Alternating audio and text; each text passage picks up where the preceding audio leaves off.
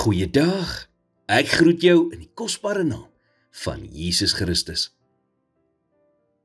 Een van die mees treffende gedeeltes in die Bybel is die gedeelte van die pottebakker in Jeremia 18.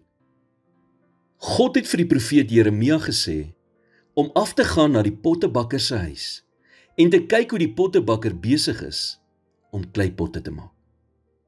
En hy skryf toe die volgende in Jeremia 18 vers 3 tot 6. Toe het ek afgegaan na die huis van die pottebakker, en hy was juis besig om 'n stuk werk op die skywe te maak. En die voorwerp wat hy besig was om te maak, het misluk, soos dit gaan met klei in die hand van die pottebakker. Maar hy het daaruit weer 'n ander voorwerp gemaak, soos dit in die oë van die pottebakker reg was om dit te maak. Toe het die woord van die Here tot my gekom en gesê, sal ek nie soos hierdie pottebakker met julle kan maak nie. Is jy iemand wat buigsaam is in hierdie lewe?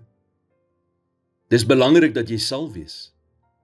Want solank as wat jy buigsaam is en God toelaat om in jou lewe te werk, sal God jou altyd vorm in iets wat hy kan gebruik.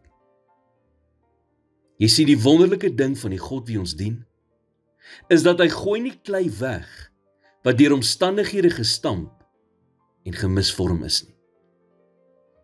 Nee, hy vorm dit oor. Hy maak dit nie.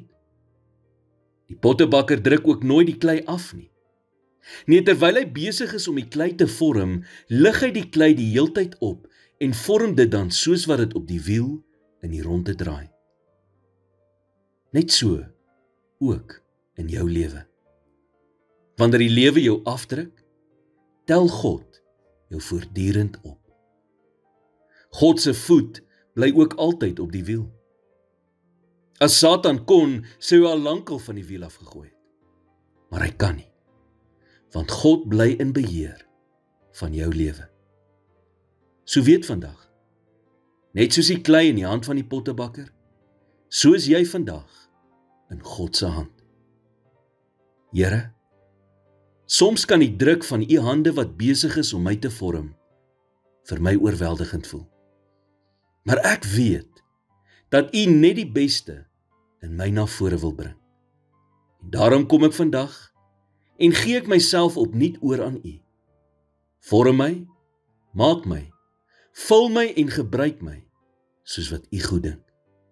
In Jesus naam bid ek dit. Amen.